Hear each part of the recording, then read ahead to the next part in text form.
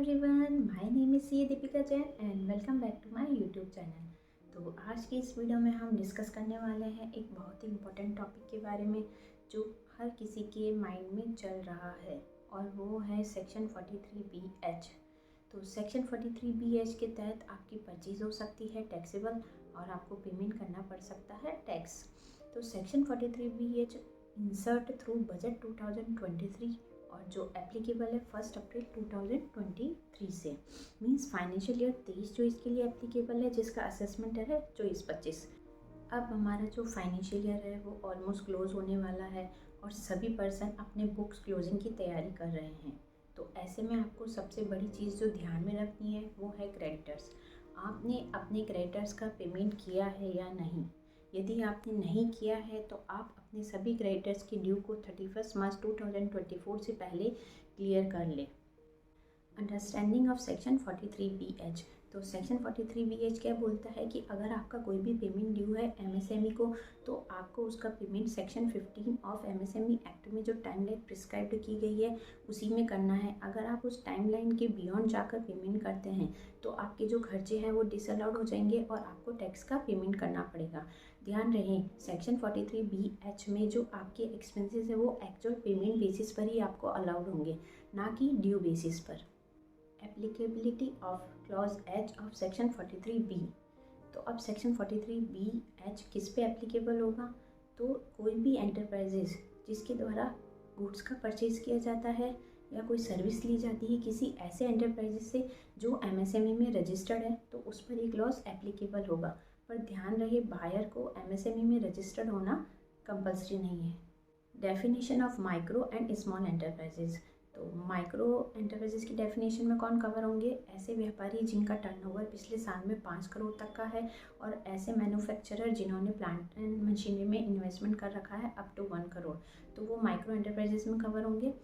Small enterprises का means ऐसे व्यापारी जिनका पिछले साल में टर्नओवर है 5 करोड़ से 50 करोड़ तक और मैन्युफैक्चरर जिन्होंने प्लांट एंड मशीनरी में इन्वेस्टमेंट कर रखा है 10 करोड़ तक, तो वो माइक्रो एंटरप्राइजेस में कवर होंगे। Payment timeline for micro and small enterprises. अगर आपका बाहर के साथ में एग्रीमेंट है और एग्रीमेंट में ड्यू डेट स्पेसिफाइड की गई है तो वो ड्यू डेट आपकी 45 डेज से ज़्यादा नहीं होनी चाहिए। अगर आपकी ड्यू डेट 45 डेज से ज़्यादा है तो आपको मैक्सिमम 45 डेज ही अलाउड होंगे। अगर आपका बायर के साथ एग्रीमेंट है लेकिन एग्रीमेंट में कोई भी ड्यू डेट नहीं दे रखी है तो आपको मैक्सिमम 15 डेज अलाउड होंगे। और अगर आपका बायर के साथ कोई भी एग्रीमेंट नहीं है तो उस केस में भी आपको मैक्सिमम 15 डेज ही अलाउड होंगे। Impact on taxable income. तो आपकी जो टैक्सेबल इनकम है उस पर क्या इम्पैक्ट पड़ने वाला है? फॉर एग्जांपल, अगर आप अपने क्रेडिटर्स का पेमेंट ड्यू डेट पर नहीं करते हैं तो आपकी जो परचेज है वो डिसअलाउड हो जाएगी, तो उस पर आपको टैक्स पे करना है। देन अगर आप ड्यू डेट पर पेमेंट नहीं करते हैं तो आपको उस परचेज के टैक्स पर इंटरेस्ट का पेमेंट करना है अंडर सेक्शन 234B और C। साथ ही आपके पैनल प्रोविज़न भी एप्लीकेबल हो सकते हैं। यदि ये खर्चे असेसमेंट के दौरान नोटिस में आते हैं कि आपने खर्चों को मिस रिपोर्ट कर रखा है या अंडर रिपोर्ट कर रखा है तो आप पर सेक्शन 270A में पेनल्टी भी लग सकती है। तो एमएसएमई को पेमेंट करते समय व्यापारी को बड़ी ही सावधानी बरतने की ज़रूरत है। Precaution to be taken in case of purchaser. Means अगर आप परचेज़र हैं तो आप क्या कर सकते हैं, आप अपने सप्लायर से, चाहे वह गुड्स का हो या सर्विस का हो, उनसे ईमेल के थ्रू या किसी भी अन्य सोर्सेज के थ्रू पता लगा सकते हैं कि वो एमएसएमई में रजिस्टर्ड है या नहीं। अगर वो एमएसएमई में रजिस्टर्ड है तो उनसे कैटेगरी भी पूछ लें, वो माइक्रो एंटरप्राइजेज में कवर है या इन स्मॉल एंटरप्राइजेज में। इन केस ऑफ सेलर, यदि आप सेलर हैं तो आप क्या कर सकते हैं, आप अपने सेल्स इनवॉइस में आपका उद्योग रजिस्ट्रेशन नंबर प्रिंट करवा सकते हैं और साथ ही आप किस कैटेगरी से बिलोंग करते हैं, माइक्रो, स्मॉल या मीडियम एंटरप्राइजेस से, वो भी उसमें प्रिंट करा लें ताकि बायर को आपका इनवॉइस देख के आपके स्टेटस का पता चल सके कि आप एमएसएमई में रजिस्टर्ड है या नहीं।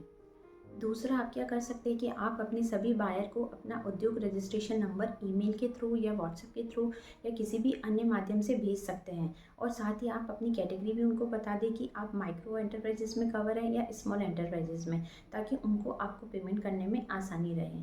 तो अगर आपको मेरी ये वीडियो इन्फॉर्मेटिव लगी हो तो लाइक, शेयर एंड सब्सक्राइब करना ना भूलें। Thank you.